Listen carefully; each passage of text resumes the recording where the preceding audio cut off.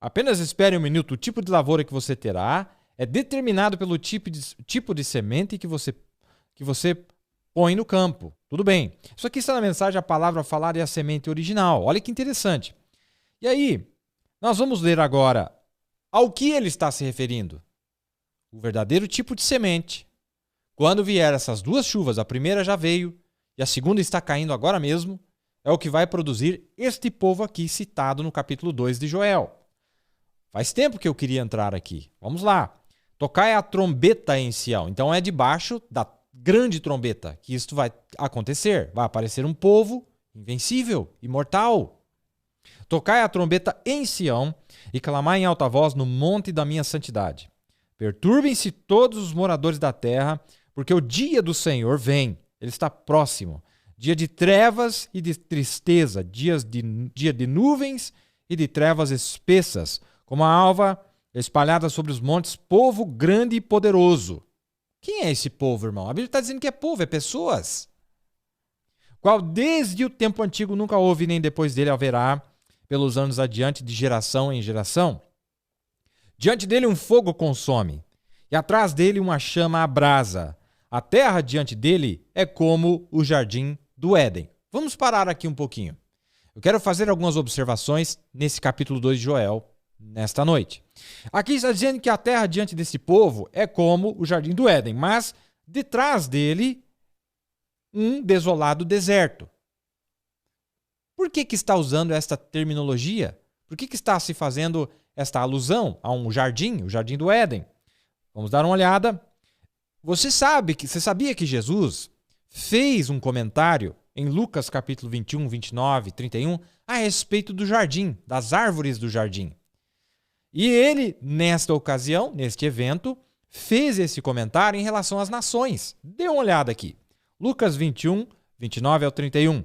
E disse-lhes uma parábola: olhai para a figueira e para todas as árvores. Nós sabemos que a figueira é Israel, a nação chamada Israel. E quem são as outras árvores? As outras nações. Jesus não mandou olhar só para Israel, mas mandou olhar também para as demais nações, para saber quão próximo nós estávamos de nossa redenção. Nós vemos a América, nós vemos a Rússia, nós vemos o Brasil, nós vemos a Europa, os países da Europa, nós vemos todos os países e a condição que estão. E ele disse: olhai para a figueira e olhai para todas as árvores. Olhai para Israel e olhai para as demais nações. E ele diz assim, ele estava fazendo uma alusão, fazendo referência às nações, mas usando como alusão, como uma parábola, as árvores no jardim.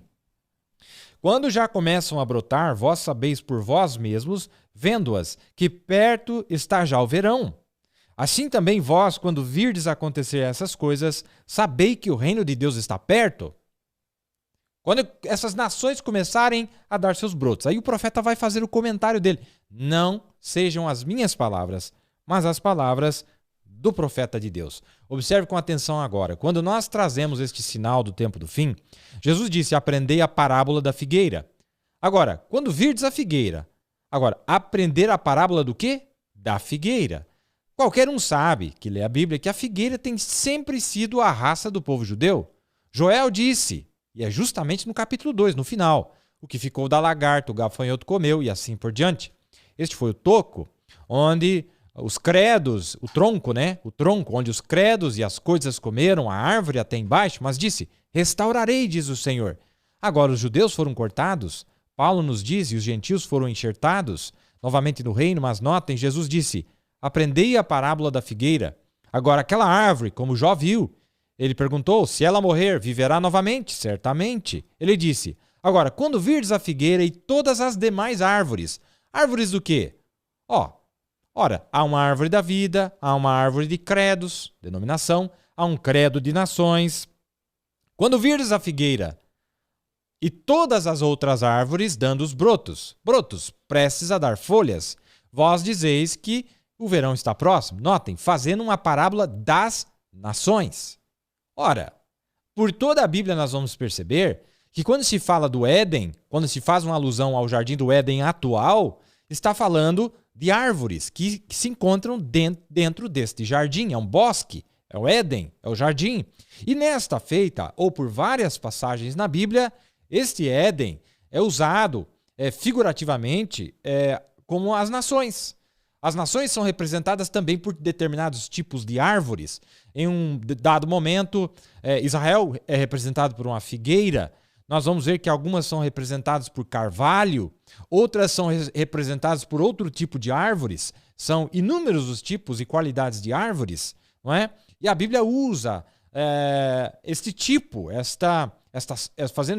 usando essa terminologia para mostrar as nações. E eu peguei alguns exemplos para provar o nosso ponto, porque senão você não vai entender, pois senão você não entenderá Joel capítulo 2. Então, por exemplo, aqui em Ezequiel 31:3 diz assim, ó: eis que a Síria era um cedro do Líbano, no Líbano, de ramos formosos, de sombrosa ramagem e de alta estatura, e o seu topo estava entre os ramos espessos. Mais para baixo, diz assim, que ele era formoso na sua grandeza, e etc. E lá embaixo, diz assim, e estranhos, os mais formidáveis das nações, o cortaram e o deixaram. Está vendo aí? Caíram os seus ramos sobre os montes e por todos os vales, e os seus renovos foram quebrados por todas as correntes da terra. E todos os povos da terra se retiraram da sua sombra e o deixaram. Está vendo?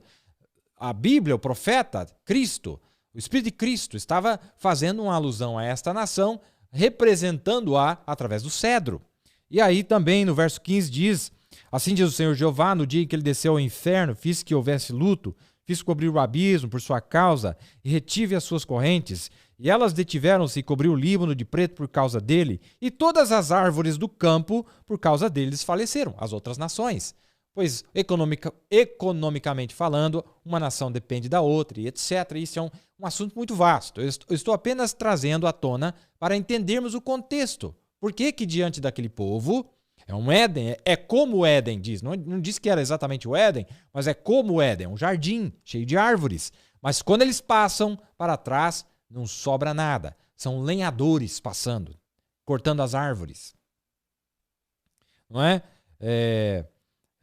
Então, diz assim, ao som da sua queda fiz tremer as nações, quando fiz descer ao inferno com os que descem à cova, e todas as árvores do Éden, a flor e o melhor do Líbano, todas as que bebem águas, se consolavam na terra mais baixa. Não é? Como nós falamos aqui recentemente, as nações que já estavam no inferno, ao vislumbrarem a chegada desta nação, se sentiram até confortadas, que até ela, na sua robustez, aquela grande árvore, também caiu. A outra passagem, em Isaías 14, onde usa a mesma linguagem. Diz assim, falando do rei da Babilônia, quando ele caiu, que as outras nações se sentiram aliviadas. E diz assim, já descansa, já está sossegada toda a terra, exclamam com júbilo, até as faias se alegram sobre ti e os cedros do Líbano, dizendo, desde que tu caíste, ninguém sobe contra nós para nos cortar. Está vendo? Então, Babilônia era representada por um lenhador que vivia cortando e podando as árvores, não deixavam elas crescer mais. As subjugavam. Então, essa linguagem é muito usada na Bíblia. Mais um exemplo. Daniel 4:13, falando justamente da Babilônia, que aquela visão, aquele sonho que ele teve, estava vendo isso nas visões da minha cabeça, na minha cama, e eis que um vigia, um santo, descia do céu, clamando fortemente, dizendo assim, derribai a árvore, e cortai-lhe os ramos, e sacudi as suas folhas, e espalhai o seu fruto, afugentem-se os animais, e debaixo dela, e as aves dos seus ramos. Mas o tronco, com as suas raízes, deixai na terra, e com cadeia de ferro e de bronze, na erva do campo, e seja molhado do orvalho do céu, e a sua porção seja com os animais na grama da terra. Você pode observar mais uma vez, você pode ler o capítulo inteiro, depois você vai perceber que a Babilônia foi representada por uma grande árvore, de grandes galhos, que cobria, que chegou até os céus, mas que foi cortada. Um lenhador veio e a cortou, não é? Então, realmente, para nós entendermos, temos que passar aqui. Vamos voltar lá em Joel.